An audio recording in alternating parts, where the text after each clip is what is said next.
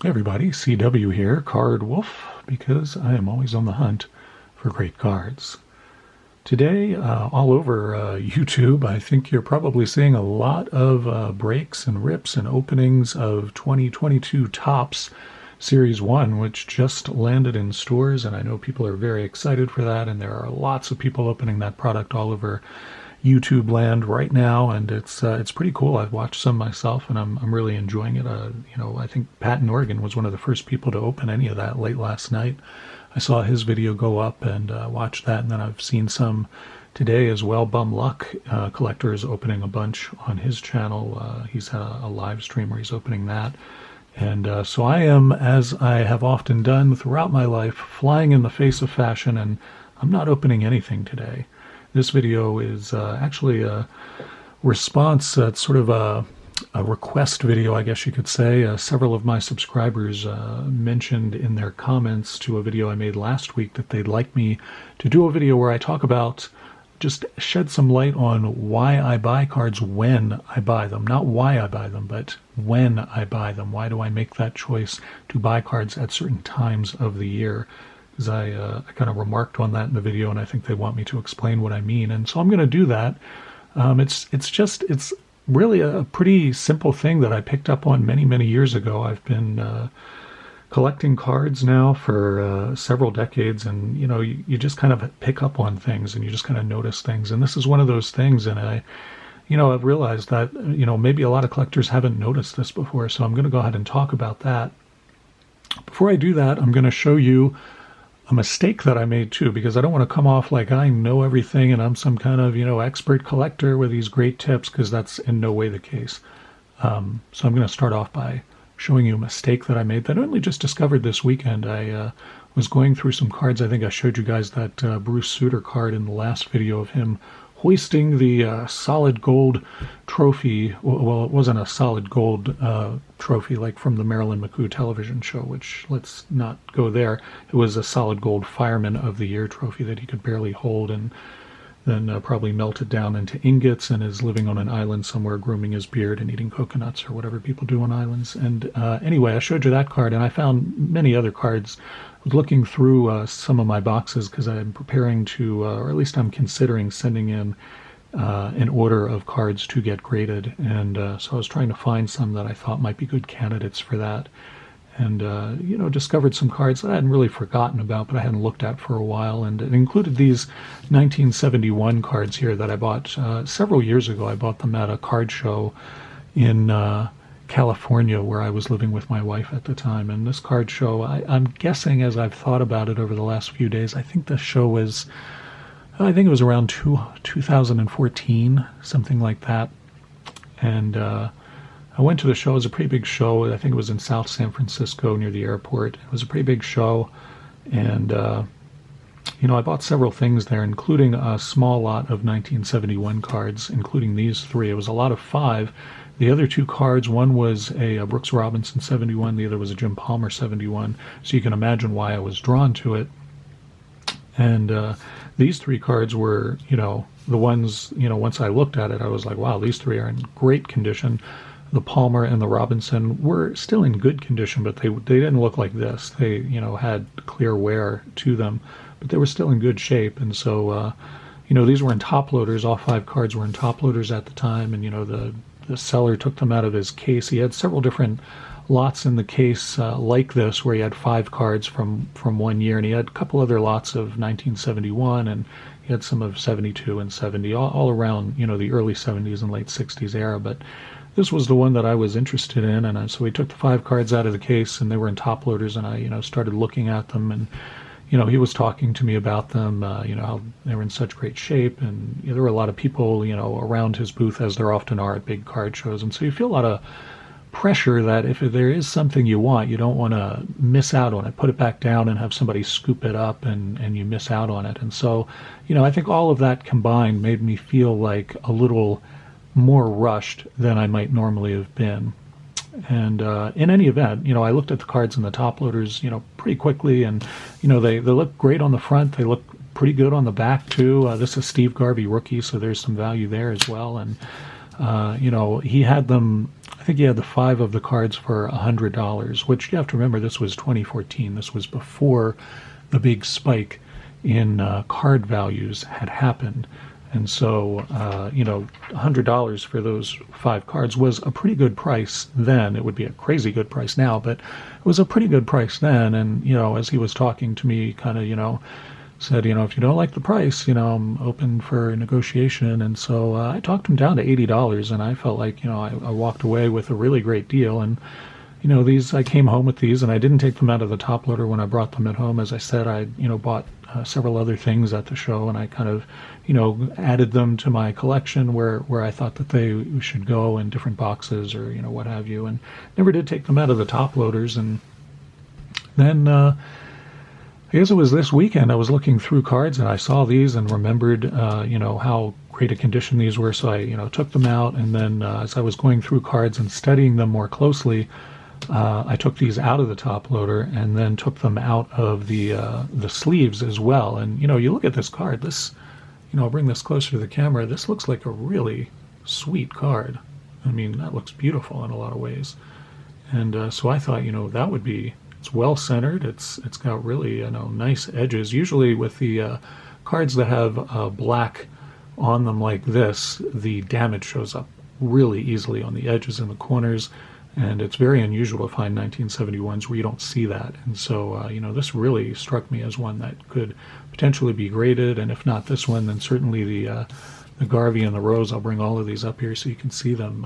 They all looked really nice to me.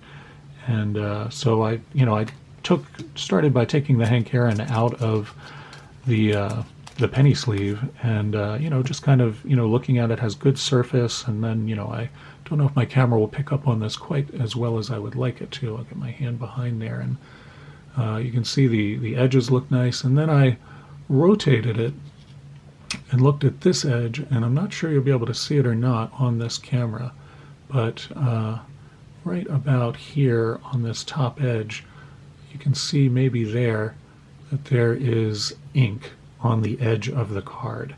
And as soon as I saw that, I realized that I should have looked at these more closely, because when you see any kind of ink on the edge of a card, that usually means that the card has been altered.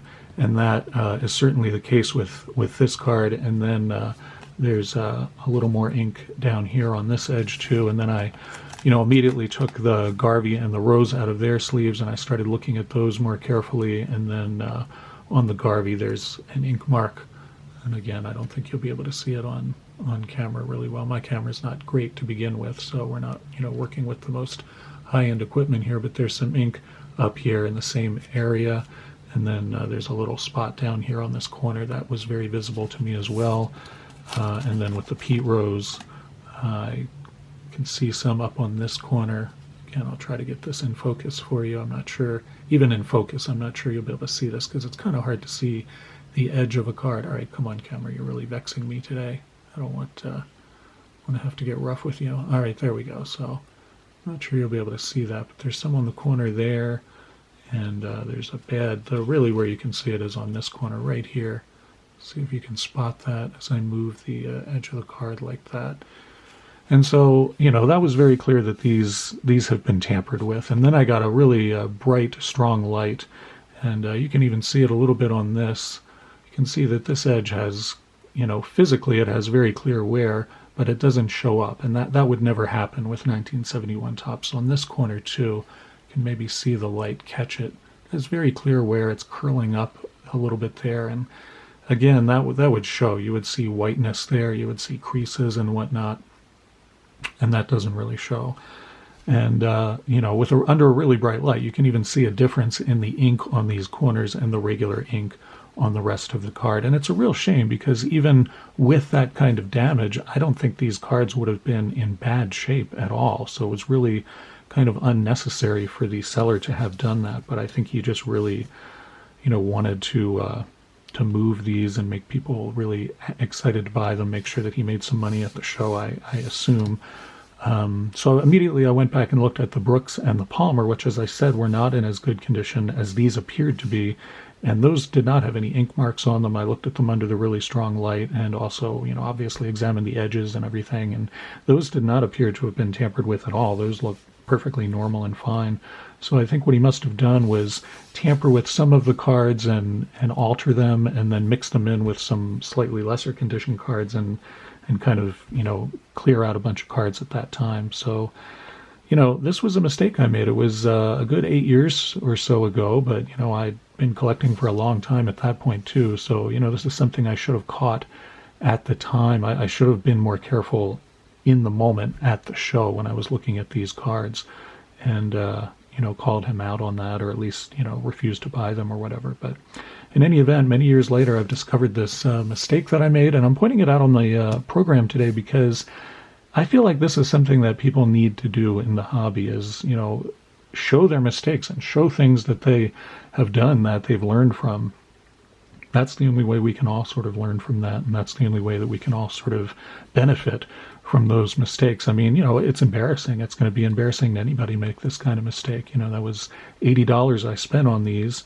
And, honestly, between the Palmer and the Brooks Robinson that are not altered or blemished in any way, that's probably about what they're worth. So in the end, it really didn't harm me too much financially, but it definitely turned what I thought was a really great deal into just, an average sort of buy, what you would normally pay for those two cards. And, that's frustrating and everything, but I wanted to put this on the channel today to kind of show you guys something to avoid with black cards like this. It's very, very tempting and very easy for dealers and sellers to do stuff like that. And there are a lot of cards that this applies to. I was just showing you 1985 Topps football the other day when we were opening those repacked wax packs. There were several of those in there. These have black borders as well, and they also really show the damage very easily. You can see down here where my finger is, if I can get this in focus for you, that there's, just a little bit of whiteness down there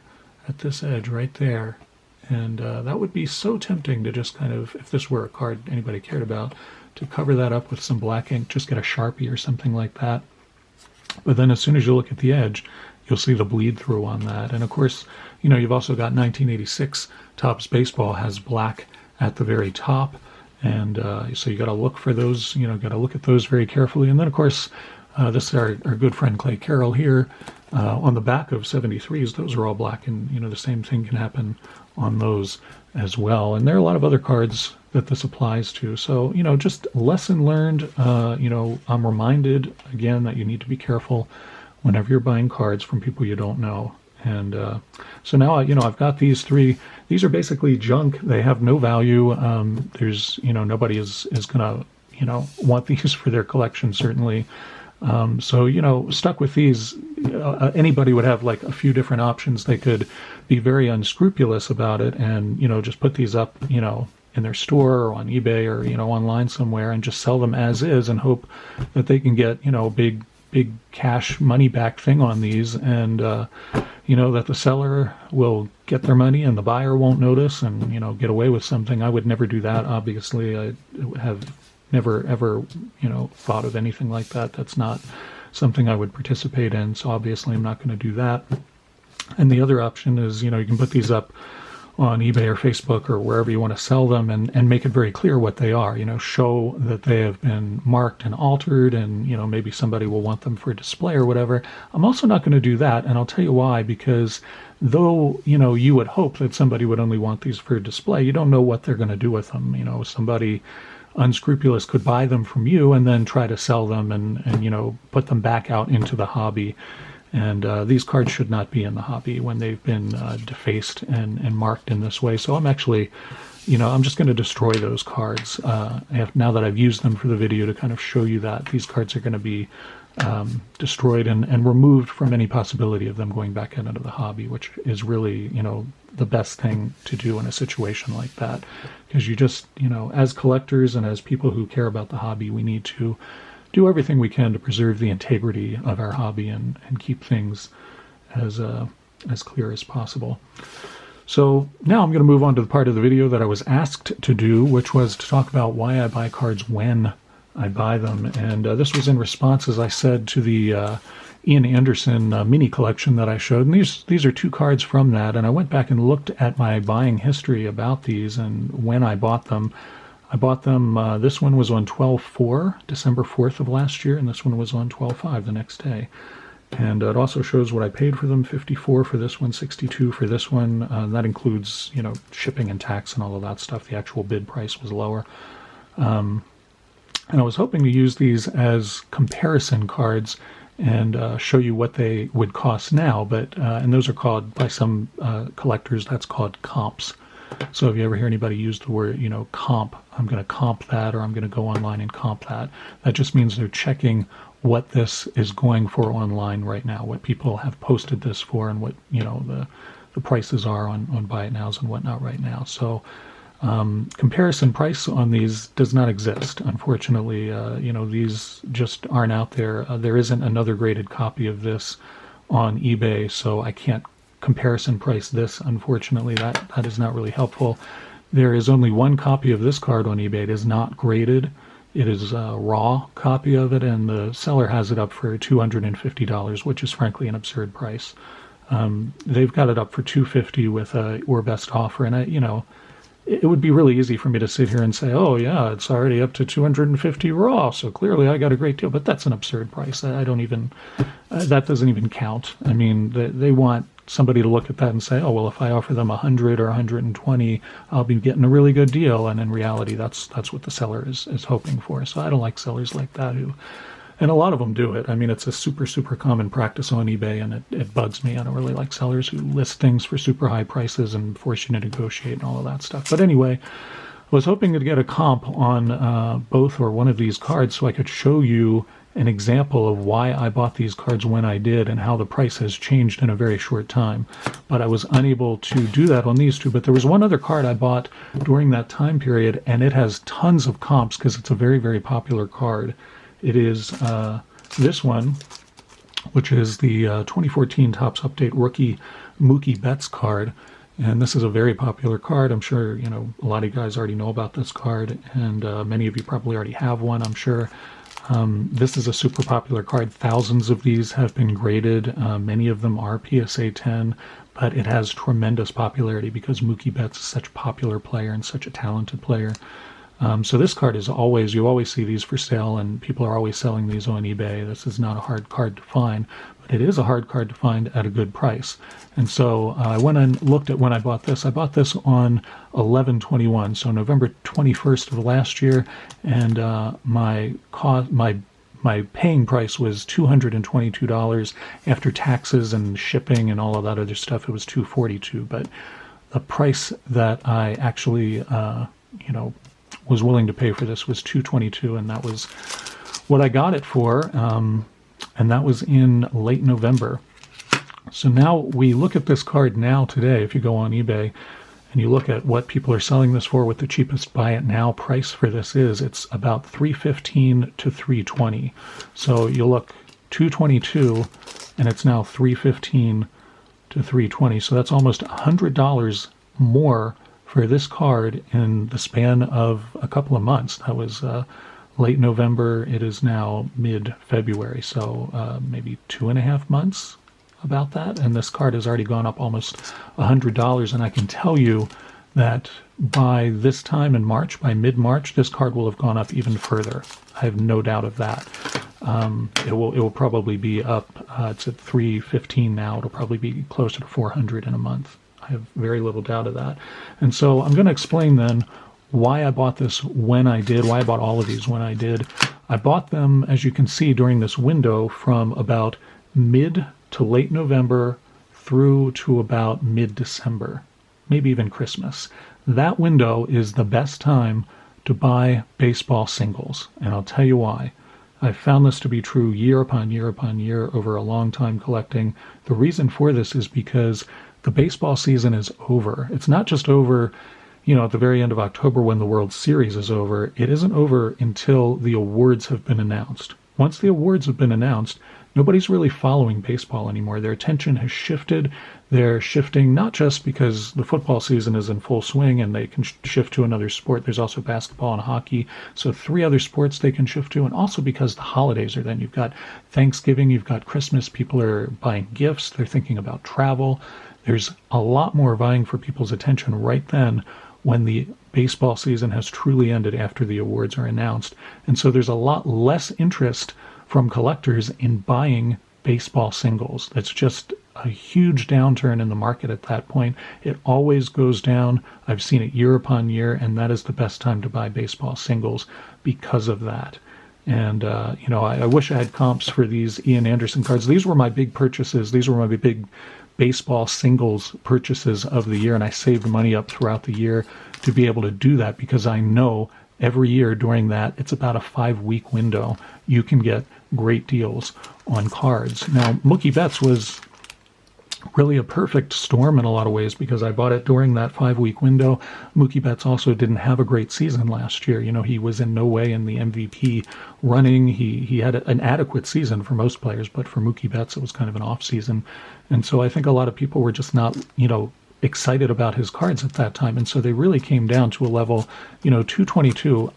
I don't think this card will maybe ever get that low again, unless Mookie Betts, has an injury and he gets out of baseball way before any of us expect him to, or he just, declines rapidly in his performance or something, which I don't think is what's going to happen with him. So that was a really kind of a perfect storm. And, you get a player like that who has an off season and you buy it within exactly the right window, you're going to get a really great deal. And I feel pretty happy with that. So, I have a lot of options now with this card. I could turn around and resell it right now and make, $75 on this card, maybe even more. I could wait until, mid-March and make even more on this card. I could wait until the season has started and has gone on. And if Mookie Betts is doing really well during the season, the card will go up even more. So if I wanted to resell, I could do that, but I've been wanting this card for my collection. I don't have one of these. I like Mookie Betts, and so I've been wanting to get one for a while, which is why I had saved the money and while I had waited for that period of time. So right now, the reason I'm posting this video right now and why I wanted to address that question that the couple of subscribers had right now is we're entering into a few weeks where football card singles prices are going to be on the decline, especially for players who did not win an award and did not set any records this season, did not do anything special this season. So if you were interested right now in buying Russell Wilson cards, this would be a great time to start looking at those. Dak Prescott, another player, be a great time to start looking for those kinds of cards. Another player who had kind of an off season, Derrick Henry, was injured for a good part of the year. Now his cards, he came back for the playoffs and he didn't really look like himself. So there are going to be people who are looking at his cards and thinking, maybe now is the time to sell these. And because football is over, the awards have been announced, the Super Bowl is over, which I finally watched, by the way. And, football is totally over. The focus is shifting to baseball. There's still basketball and hockey to watch. There's other stuff going on to take people's attention, and they're not thinking about football. You're going to see dips in the prices of those kinds of cards. So I'm telling you that now. You'll also see football singles go down again. There's another brief window that happens after the draft and before the players start reporting to preseason. You see that happen usually in May. And that's also, when baseball season is really getting into full swing. You also have, the end of the month, there's a holiday there that people go away for. So people are not focused on football at that point. And so that's really it. That's the simple thing that I do that I have found to be really successful. You wait for a season to be all the way over, and then you do see a decline in prices of cards for that sport. And that's it. I hope that was helpful, and I hope that was an interesting video for you guys. And for those of you who are opening 2022 product, enjoy it very much. And as always, happy collecting.